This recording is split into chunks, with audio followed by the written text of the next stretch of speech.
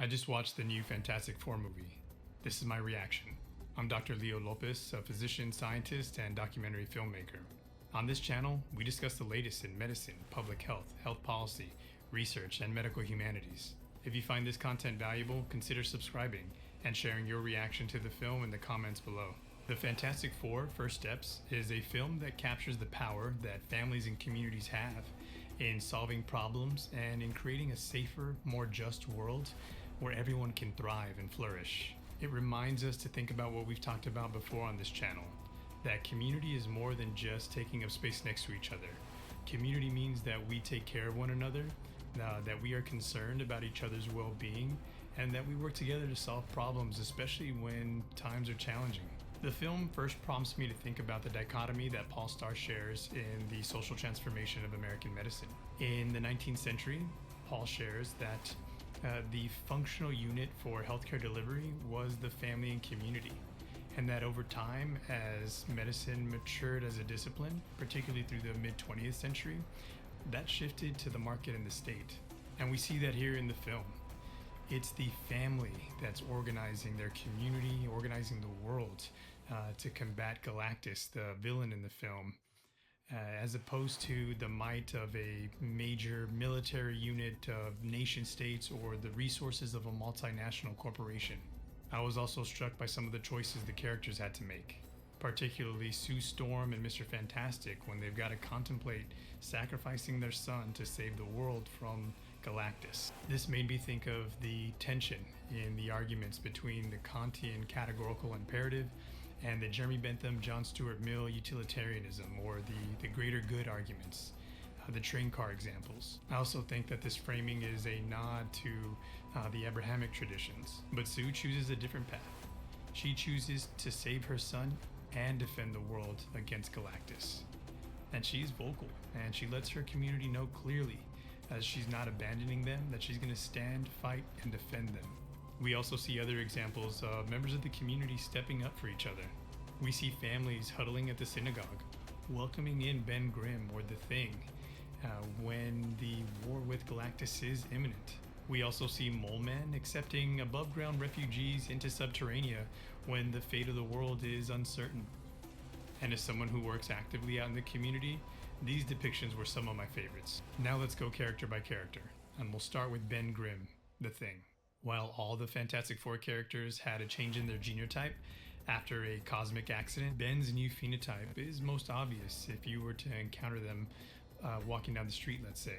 I think because Ben is most notably different than what society might say a human being should look like, he is most susceptible to things like othering, being excluded, and being dehumanized. I think that Ben is also the most alone of all the characters, even though he does have his family around him. One of the examples I recall from the film is he was essentially reduced to a catchphrase, the "it's clobbering time" catchphrase. This can create a stereotype, and then his strengths and his humanity will then go unseen, unappreciated, and really unvalued. It really made me think about how many of us have friends or family who we think are doing okay, but are actually struggling. And Ben reminds us that sometimes our friends, our family, our patients don't show us their scars. So I think Ben's character really forces us to reflect perhaps on our own biases, and really almost like a call to action. You check in with your friends or family, stay connected. The Human Torch, or Johnny Storm, I was impressed by the way he took initiative and by his blind courage. You know, I lived and worked in New York City during the height of the COVID-19 pandemic, and our team had an adage. No matter what challenges we faced, we were going to run to the fire together. And Johnny Storm's sacrifice, particularly at the end, when he tries to push Galactus into that wormhole in the middle of Times Square, even though he knew it would result in his own death, that was inspiring. That moment really did take me back to those days working in the city side by side with some of the most selfless and courageous nurses, physicians, public health experts, and administrators during a time of crisis. Reed Richards, or Mr. Fantastic. As a scientist myself, I enjoy watching other scientists depicted on screen. And Mr. Fantastic embodies the essential values and virtues of a scientist. First, his commitment to intellectual humility that stems from the Platonic and Socratic traditions. This idea that I know nothing, but I'm going to work diligently every day to fill those gaps in my knowledge. This is what drives scientific inquiry and innovation. In other words, being consciously ignorant. I was also impressed not only by his honesty and his integrity, but his transparency.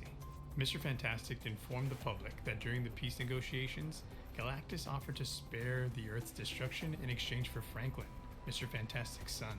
He didn't have to do that, but he did, and it was the right thing to do. A reporter also asked him, "Are we safe?" To which he replies, "I don't know." And this is how we train our young doctors, residents, and medical students. If a patient asks a question and you don't have the answer, don't lie. Just say you don't know. And I'll start referring to this film as we continue to train the next generation of physicians. Sue Storm, or the Invisible Woman. She's now my favorite Marvel character. My late mother was my superhero. And it was really cool to get to see a mother figure featured as a lead character, not only saving her family, but the world. And I absolutely love that. And the Invisible Woman is different, as the kids say. She gave birth to her son at the event horizon without any pain control or an epidural. It's hard to I can't overstate it. It's hard to describe how intense and incredible that achievement is. I knew right then and there that this alien space creature Galactus stood no chance. I didn't really understand why his power was so great. He was eating things, planets, but it's not a power. Perhaps the most banal power in the entire Marvel universe. And this woman is creating life on the doorstep of a black hole. Different. And her love for her son is what I love most about this movie. I talk to my friends and family often that the strongest bond in the universe is the one between a mother and son. I would give anything to see my mom again, even for just a second. And to end this film with Franklin bringing her back to life was perfect.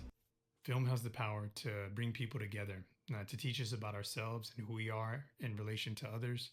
It opens up doors to other worlds, other communities, and can help drive positive change. I hope you enjoyed this film in theaters, shoulder to shoulder with your loved ones and neighbors as I did. Have a great summer, everybody.